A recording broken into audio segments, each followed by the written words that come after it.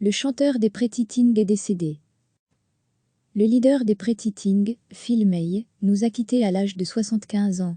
Dans un communiqué du management du groupe, on peut lire qu'il est décédé le 15 mai après avoir été admis à l'hôpital des suites d'un accident.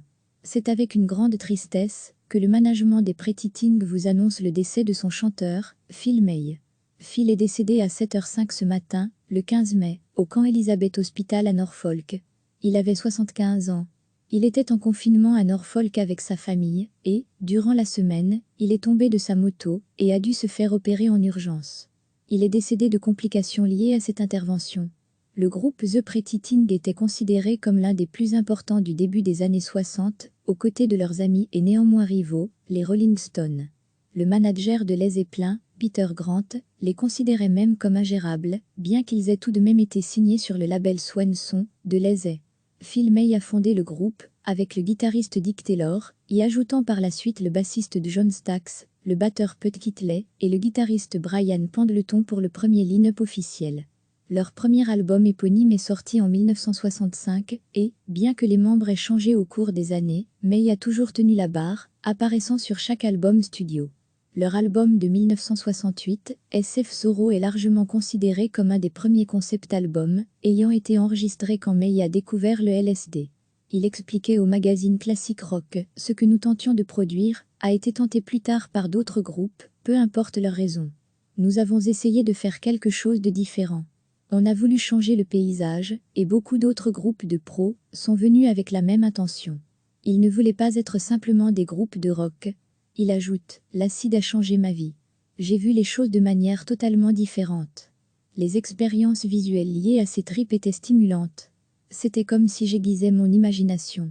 Je ne pense pas que SF Sorrow aurait été ce qu'il est sans cela. » Le leader des Pretty Things, Phil May, nous a quittés à l'âge de 75 ans.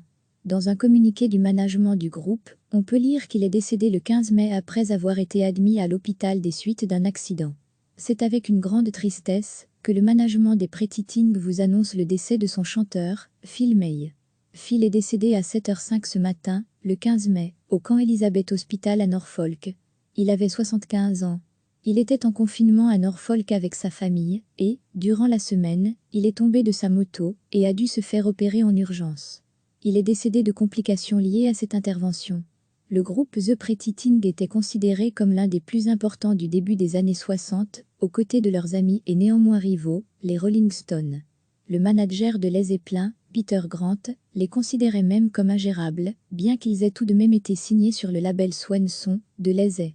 Phil May a fondé le groupe, avec le guitariste Dick Taylor, y ajoutant par la suite le bassiste John Stax, le batteur Pud Kitley et le guitariste Brian Pendleton pour le premier line-up officiel. Leur premier album éponyme est sorti en 1965 et, bien que les membres aient changé au cours des années, May a toujours tenu la barre, apparaissant sur chaque album studio.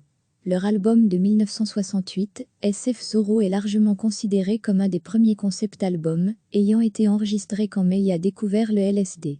Il expliquait au magazine Classic Rock « Ce que nous tentions de produire a été tenté plus tard par d'autres groupes, peu importe leur raison. Nous avons essayé de faire quelque chose de différent. On a voulu changer le paysage, et beaucoup d'autres groupes de pros sont venus avec la même intention. Ils ne voulaient pas être simplement des groupes de rock. » Il ajoute « L'acide a changé ma vie. J'ai vu les choses de manière totalement différente. Les expériences visuelles liées à ces tripes étaient stimulantes. C'était comme si j'aiguisais mon imagination. Je ne pense pas que SF Sorrow aurait été ce qu'il est sans cela. » Cliquez sur s'abonner pour recevoir les dernières nouvelles.